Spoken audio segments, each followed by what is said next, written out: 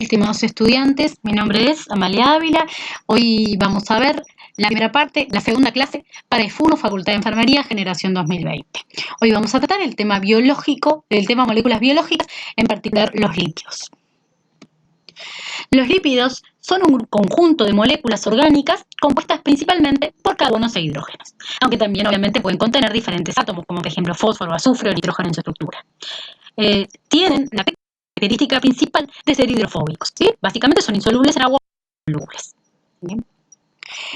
A diferencia de las proteínas o polisacáridos, los lípidos no logran formar estructuras covalentes grandes, no forman macromoléculas. En realidad forman agregados, ¿sí? Gracias a su reacción con el agua van a formar estructuras estimulantes de hidrofobia, ¿sí? Como por ejemplo micelas o bicapas lipídicas como las membranas celulares, ¿sí? Como las membranas biológicas, ¿sí? Ya sea celulares, nucleares o de organelos, ¿sí? Generalmente, los lípidos entonces se van a caracterizar por ser un tipo de estructura que tiene una cabeza hidrofílica polar conectada a una cola hidrocarbonada hidrofóbica no polar, ¿sí? Por lo tanto, muchos de los lípidos son en realidad anfibiosos, van a formar entonces monocapas, bicapas, etc. ¿Sí? Las funciones de los lípidos van a ser extremadamente variables, ¿sí? ¿Qué quiere decir que van a ser extremadamente variables? Quiere decir que son distintas, obviamente van a poder cumplir funciones diferentes. Una de las más conocidas es la de ser almacenamiento para la energía. Los enlaces carbono-carbono de lípidos, sobre todo los ácidos grasos, van a tener mucha energía acumulada, ¿sí? De manera que son un excelente reservorio energético para el cuerpo, ¿sí? Son los encargados del almacenamiento de energía, ¿sí? Los lípidos no son todos grasas. La grasa es un tipo de lípidos, ¿sí? Todos los lípidos son grasas, pero las grasas sí son lípidos, ¿sí? Las grasas son los triglicéridos, que es una molécula de glicerol, ¿sí? Unida a tres cadenas de ácidos grasos, ¿sí? También las bicapas en las membranas biológicas son los fosfolípidos, en su mayoría, y, por ejemplo, también el colesterol, ¿sí? También tienen funciones de marcación, de bioseñalización. Hay algunas hormonas que son lipídicas, ¿sí? También pueden servir como mensajeros intracelulares y como mensajeros de señales arcanas, ¿sí? Son para la señalización y comunicación celular a distancia, porque pueden ser hormonas, y también para la paráclina de las células cercanas, la comunicación entre células cercanas, ¿sí? Pueden ser cofactores en reacciones enzimáticas, ¿sí? Pueden ser transportadores de electrones en las reacciones de óxido-reducción, muy importantes para la generación de energía en nuestro organismo. Recuerden que habíamos dicho que le sacábamos los electrones a los alimentos, las llevábamos en una cadena de transporte y luego con eso obteníamos energía para sintetizar ATP, ¿sí? Muchos de esos transportadores de electrones que están en la cadena son lípidos. También sirven como protección las ceras, que son un aislamiento, ¿sí? Son lípidos, ¿sí? Sirven como protección y también como aislamiento térmico y aislamiento eléctrico, ¿sí?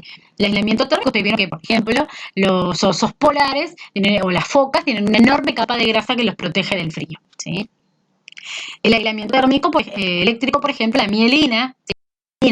De las neuronas, son justamente también diferentes tipos que están evitando, ¿sí?, el pasaje de iones donde ellos están presentes.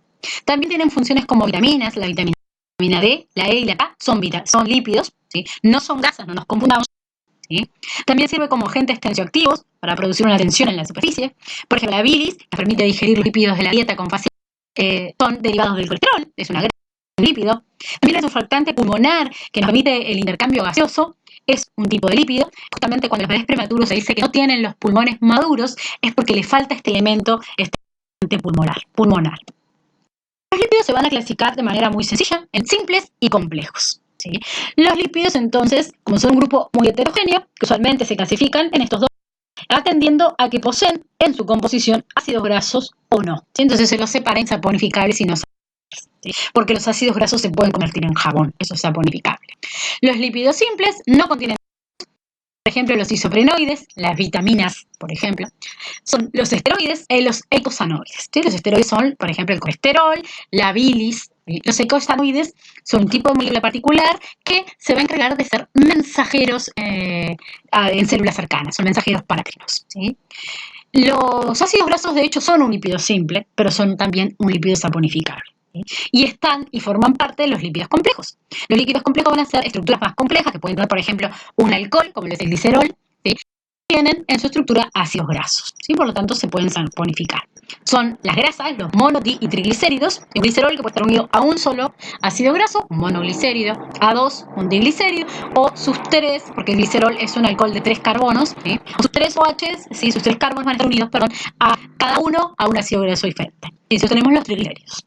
También tenemos los glicerofosfolípidos, fosfolípidos de membrana, que tienen unido un glicerol, y eso que tiene 3 carbonos, como ya hemos dicho, en el carbono 1 un ácido graso, en el carbono 2 el segundo graso, y en el carbono 3 tienen son glicerofosfolípidos. Son lípidos, pero en vez de tener el alcohol-glicerol, tienen un aminoalcohol que es la efusina. ¿Sí? Usan otro alcohol. También las ceras son lípidos complejos. Vamos a empezar a explicar el más común de los lípidos, los ácidos grasos. Los moléculas entonces sencillas que van a formar las estructuras de los lípidos complejos y que se van a caracterizar por tener, ¿sí?, una cadena carbonada hidrofóbica, ¿sí?, unida a una cabeza polar que es un grupo carboxílico. ¿Por qué se le dice que es una cabeza polar? Pues porque tiene una carga negativa en un oxígeno y eso hace que pueda interaccionar con agua, ¿sí? Entonces, la mayor parte de los ácidos grasos, ¿sí?, van a tener su número de carbonos par. En la naturaleza la mayoría son pares, ¿sí? Y como vemos, esas cadenas carbonadas, esas cadenas alifáticas, pueden estar todos los carbonos unidos por enlaces simples, ¿sí?, o que existan enlaces dobles, ¿sí? Eso va a dividirlos en dos tipos de ácidos grasos. Los que no tienen ningún doble enlace, que se denominan saturados. ¿Por qué se denominan saturados? Porque están saturados de todos los hidrógenos posibles. Porque cuando formamos un doble enlace, hidrógenos, ¿sí? Entonces se les llama saturados a los que tienen todos los hidrógenos posibles, que no hay dobles enlaces. Y los insaturados son los que presentan dobles enlaces, ¿sí? La presencia de estos dobles enlaces va a reducir el punto de fusión de esos ácidos grasos, simplemente porque cuando son, como ven en la imagen, estructuras lineales, es mucho más fácil apilarlas una al lado de la otra, por lo cual es que es mucho más compacta y más difícil. Cuanto más enlaces dobles, que como ven en la imagen genera como un desvío, una patita que se desvía para un lado, cuanto más hay de estos, menos prolijamente los voy a poder ordenar y van a estar más fáciles de separar. Es decir, cuando tengo una solución que tiene ácidos grasos en gran cantidad saturados, van a estar en estado sólido, ¿sí?, como por ejemplo una manteca. Cuando empiezo a agregarle cada vez más enlaces dobles, voy a tener un punto de fusión más bajo y a temperatura ambiente van a estar en estado líquido, como lo están los aceites. ¿Sí? Muchos en realidad de los ácidos grasos importantes que existen en la naturaleza son insaturados, como los que ustedes conocen, omega 9, omega 6. ¿Sí? Es decir, estos van a tener uno o más enlaces dobles, ¿sí? En el esquema tienen uno solo para simplificar, pero pueden tener uno, dos o tres o cuatro, ¿sí? En la mayor parte, entonces, como dijimos, de esos ácidos grasos insaturados, y si ustedes se acuerdan algo de física, se acuerdan de química, perdón, que los enlaces, los dobles enlaces, podían ser en cis o podían ser en trans, ¿sí? Cuando ambos, ¿sí?, bracitos en ese dibujo que ustedes tienen, bien a la derecha marcado con un cuadradito en rosa, cuando ambos brazos apuntan hacia el mismo lado, el enlace es en cis. Cuando uno apunta hacia la derecha y el otro hacia la izquierda, es en trans. Las insaturadas, los ácidos grasos insaturados de la naturaleza van a tener, ¿sí?, siempre van a ser cis. Esa es la posición natural y nuestras enzimas metabolizan la posición cis. Las grasas trans son justamente las que son tan nocivas para cuando el doble enlace es realizado por presión, como por ejemplo una temperatura o altísima presión, que lleva a que se forme un doble enlace en trans. Ese doble enlace en trans no lo podemos metabolizar porque nuestras enzimas no lo reconocen. No es de las condiciones naturales. Y es un ácido graso que lo único que podemos hacer es almacenarlo en el tejido adiposo. Por ende, engordan y no, ¿sí?, por eso son nocivas las grasas trans. Aquí tenemos el ejemplo del empaquetamiento de esos ácidos grasos, ¿sí?, y cómo es que cómo afecta el punto de fusión, ¿sí?, la presencia de dobles enlaces. Cuando están todos juntos en la imagen de la izquierda y no existen dobles enlaces, es un ácido graso saturado, se pueden acomodar perfectamente uno al lado del otro, haciendo una estructura mucho más compacta, sólida, a temperatura ambiente, con un punto de fusión más elevado. Cuando aparecen los dobles enlaces, las insaturaciones, la estructura no puede ser tan ordenada y se un estado apretado, menos estable, que a temperatura ambiente es líquido, tiene un punto de fusión menor, ¿sí? Como son los ácidos grasos, son sustancias anfipáticas, tienden a formar monocapas en la interfase agua-aire, donde van a estar formando estas estructuras, ¿sí? Si yo agito en el agua, van a formar micelas, donde que son las cabezas polares, van a apuntar hacia afuera y las colas carbonadas alifáticas en amarillo van a estar en el interior de la micela, ¿sí? Entonces, Entonces, los enlaces son esenciales para nuestro funcionamiento. Son importantes en nuestro organismo, pero los podemos fabricar. ¿Sí? ¿Por qué? Porque nosotros tenemos enzimas que agregan dobles enlaces hasta 9. ¿Cómo se nombran los carbonos? 2, 3, 4 y me voy alejando en la cadena. Entonces, puedo generar dobles enlaces hasta el carbono 9. Pero necesito de dos elementos importantes, que son el ácido linolénico y linoleico, que tienen 18 carbonos. El linoleico tiene dos dobles enlaces, en el carbono 9 y en el carbono 12. Yo al 9 lo puedo agregar, en el 12 no lo puedo agregar. El ácido linolénico tiene 3 dobles enlaces, 18 carbonos, 3 dobles enlaces, en la posición 9, 12 y 15. Estos son esenciales para producir una sustancia que se llama ácido araquidónico, que lo para un montón de procesos en mi organismo, para la generación de mensajeros arácnidos, para la coagulación, para la vasodilatación, para la vasoconstricción, ¿sí? Dependiendo qué fabrique de él, voy a tener distintas funciones. ¿Qué tiene? Es un ácido araquidónico, tiene 20 carbonos, 4 dobles enlaces en la posición 5, 8, 11 y 14. Por ende, yo necesito estos compuestos, pero no los puedo fabricar. Entonces, los tengo que comer. Son los ácidos grasos esenciales. Los aportan la dieta. Las plantas sí pueden agregar dobles enlaces muy alejados en la cadena. Porque el aceite de oliva tiene mucho omega 3. Omega 3 es simplemente el ácido linolénico, por ejemplo. ¿Por qué? Porque cuando se usa la nomenclatura química se usa este triangulito que ven que es el delta y las posiciones de los carbonos, empezando a contar por el carboxilo, es el que tiene el grupo funcional. En la nomenclatura popular, los omega, arranco a contar desde la punta, desde el otro extremo. Entonces cuento 3 carbonos, si hay un doble enlace, eso es un omega 3. Pero en la nomenclatura química es un delta 15. ¿Sí? En un ácido graso de 18 carbonos, como tenemos el linolénico. Los peces tienen mucho omega 3, en realidad porque comen krill, que es una planta que puede producirlos, ¿sí? Y el aceite de oliva tiene mucho omega 3 porque es una planta y puede producirlo. Las propiedades químicas de los ácidos grasos van a tener propiedades que dependen del carboxilo, ese grupo funcional, y otras que van a depender de las cadenas carbonadas. ¿Sí? ¿Cuáles son las que dependen del grupo carboxilo? Su carácter ácido. Son ácidos porque tienen ese O-, pudieron perder ese hidrógeno, porque en realidad ahí había un OH, se pierde el hidrógeno, se disocia y se convierte en el ácido graso con carga negativa. ¿Sí? Tiene un pKa tal que a pH fisiológico los ácidos grasos tienen carga negativa. Y se pueden saponificar, es decir, convertir en jabón. ¿Sí? ¿Cómo lo hago? Y yo coloco, por ejemplo, una grasa. ¿Sí? Los jabones se hacen de grasa animal, y le coloco una base fuerte como el hidróxido de sodio o el hidróxido de potasio. ¿Sí? En este caso, la interacción así se va a formar, ¿sí? Una sal entre, en este caso, el trabajo con hidróxido de sodio, entre el sodio y el ácido graso. ¿Sí? Y en este caso, como es un glicerol, se ve. Dibujito que tienen ahí con TSOH, por ser un alcohol, ¿sí? Y tiene 3 grupos OH, que es lo que le dan la característica de ser un alcohol, es un polialcohol. ¿Sí? Tiene 3 grupos OH, uno en cada uno de sus carbonos. La otra capacidad que le da ese O- que tiene es la posibilidad de formar ésteres, ¿sí? Es decir, de unirse a otras moléculas como los alcoholes. El enlace éster va a ser un enlace carbono, doble enlace de oxígeno, enlace de un oxígeno que traza un carbono. Eso es lo que tenemos como un éster, ¿sí? Simplemente para que lo sepan. Entonces, los ácidos grasos pueden interaccionar con un alcohol y formar un éster. Por eso los triglicéridos es un éster de ácido con glicerol. Las propiedades químicas de los ácidos grasos que dependen de la cadena son, por ejemplo, la oxidación. ¿Sí? Los ácidos grasos insaturados pueden oxidarse espontáneamente, los dobles pueden romper solos y generar formas, ¿sí? Reacciones. No se fijen mucho en la ecuación del dibujo para que ustedes vean que frente a la presencia del oxígeno se pueden romper y generar una sustancia que es putrefacción. ¿Sí? Los alimentos pierden calidad, ¿sí? Si se oxidan y entran en putrefacción. ¿Sí? Por ejemplo, una manteca, si yo la dejo fuera de la heladera, al otro día le voy a sentir un gusto rancio, porque en realidad el proceso se llama ranciación. ¿Sí? Se vuelve rancio, ese gusto medio amargo, vuelve tóxico, pero sí lo vuelve desagradable al gusto. ¿Sí? Por lo más posibilidades de volver. Por eso es que las margarinas, que son aceites hidrogenados, es decir, están todos posibles, a la margarina la dejo un mes, 2 meses, 3 meses, la veo sigue igual y no se puso rancia, porque para la ranciación tiene que tener dobles enlaces.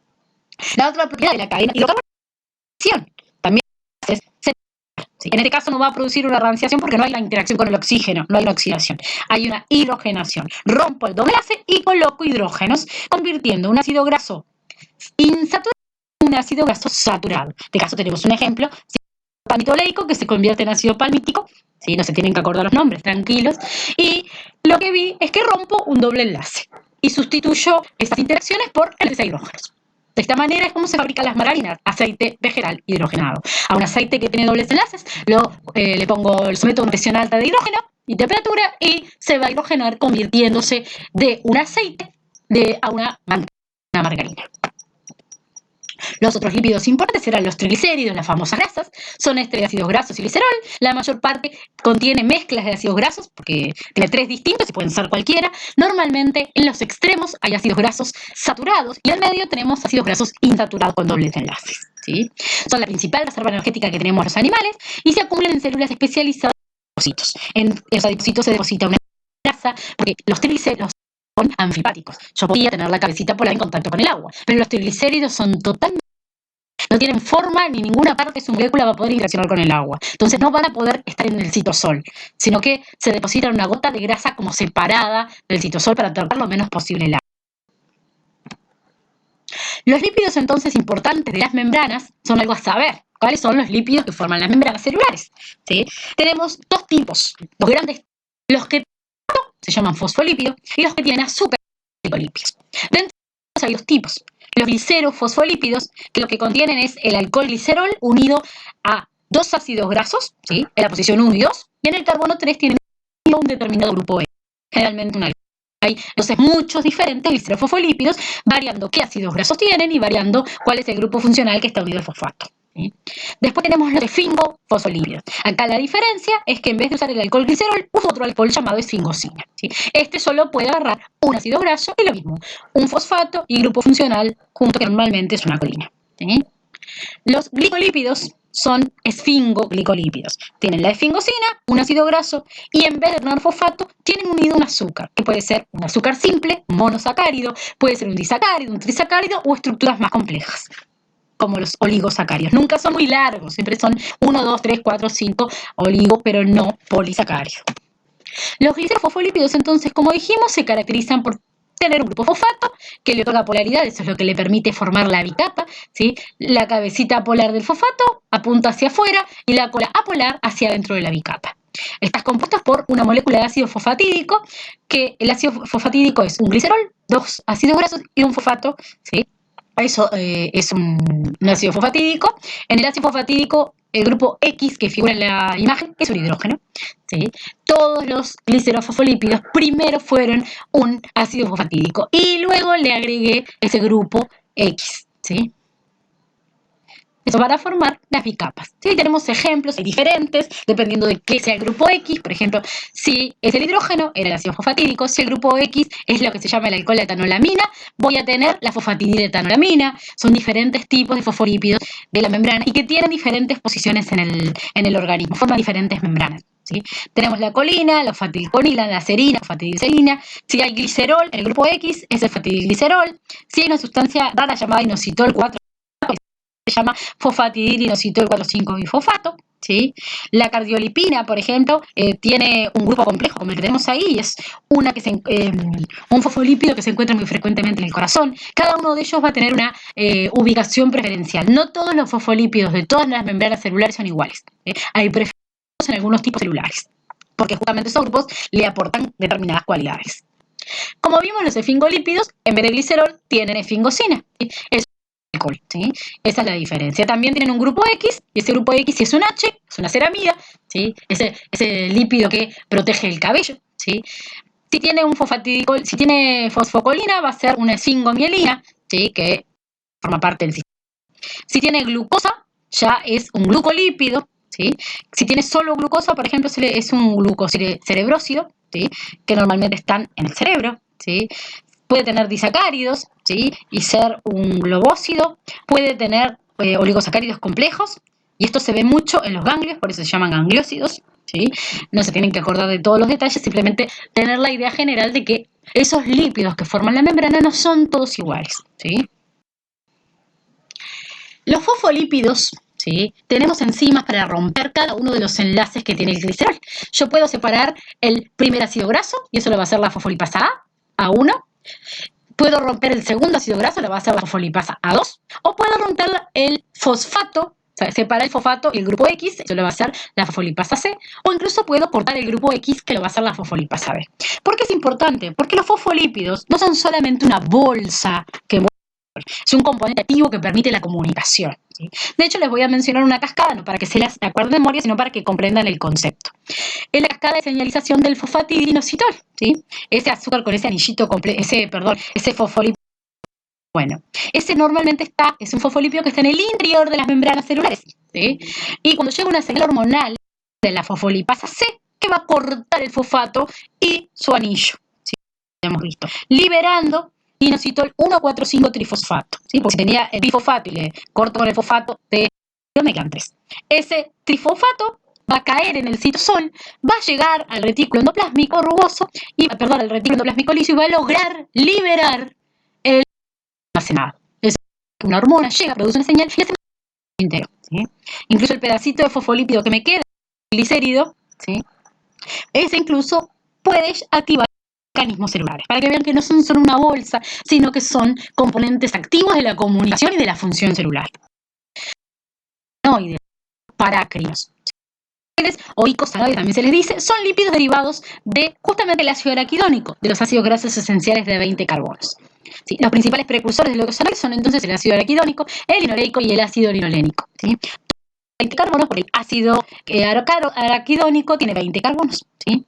Y se pueden clasificar en 3 tipos: prostaglandinas, tromboxanos y leucotrienos, ¿sí? Estas sustancias ¿en qué se van a convertir? En prostaglandinas, tromboxanos o leucotrienos, va a depender con qué enzimas se encuentren en esa célula en la que están ejerciendo una determinada función. Estos elementos cumplen varias funciones como mediadores del sistema nervioso central. Son, por ejemplo, los que median la inflamación, el dolor, ¿sí? Constituyen las moléculas involucradas en la comunicación celular más compleja, ¿sí? Incluyéndonos a nosotros, en los seres humanos, es igual.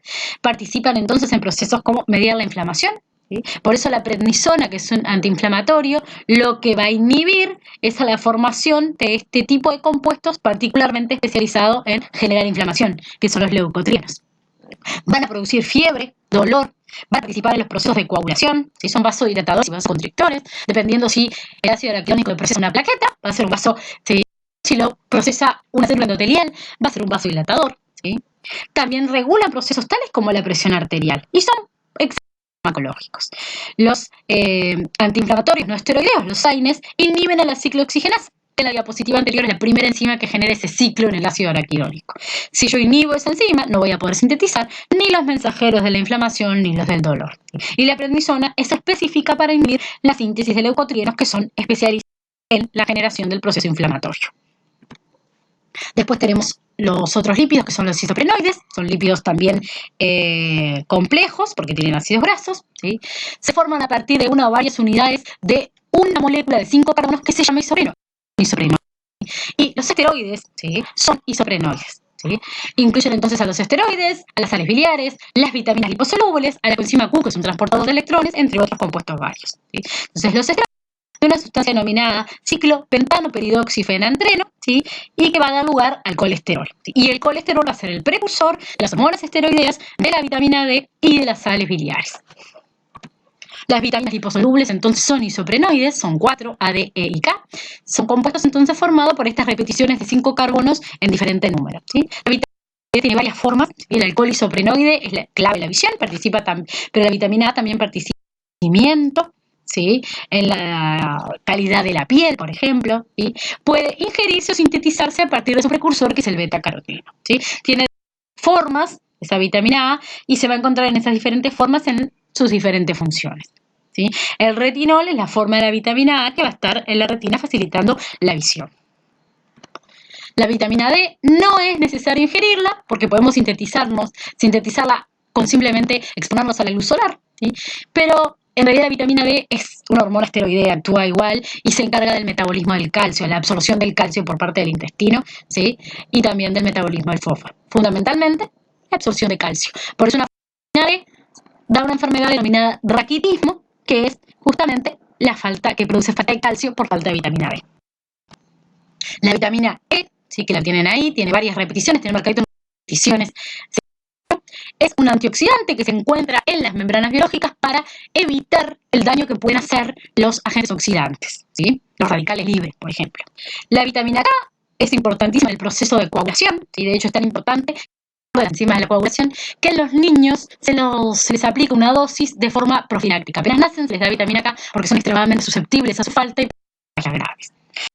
La primera etapa es un transportador de electrones, que participa en esa cadena de transporte de electrones, en la cual los electrones que se obtuvieron de los alimentos se pasan de un transportador a otro hasta ir al último aceptor, que es el oxígeno, y en ese proceso se obtiene la síntesis de ATP. Uno podría pensar que los lípidos son malos para la dieta y que deberíamos eliminarlos, pero no es así. Una cosa son las grasas. De hecho, existe la dieta UFA, que es la dieta con alta concentración de ácidos grasos insaturados, rica en omega 3, omega 6 y omega 9. ¿Sí? Se vio que esa dieta rica en estos omega va a tener efectos en el hígado, en el tejido adiposo y en el músculo. El hígado va a disminuir la producción de triglicéridos, aumentar la oxidación de los ácidos grasos, y disminuir la síntesis de VLDL, que es lo que ustedes conocen como colesterol malo. ¿Sí? Va a aumentar la producción de cuerpos cetónicos, que son un combustible alternativo hecho a partir de los lípidos, o sea, aumenta los lípidos. ¿Sí? Y también aumenta, pero no se sabe muy bien cómo, los ácidos biliares, permitiendo una mejor digestión, ¿sí?, de los lípidos. En el tejido adiposo lo que va a hacer es disminuir el depósito de triglicéridos, voy a adelgazar, no voy a seguir engordando, mejor dicho, y además va a aumentar la oxidación de los ácidos grasos. ¿Sí? En el músculo disminuye el depósito de triglicéridos, tengo un músculo más magro, aumenta la utilización de la glucosa y aumenta la sensibilidad a insulina. Es decir, los lípidos son muy buenos en la dieta, solo hay que saber elegir cuáles.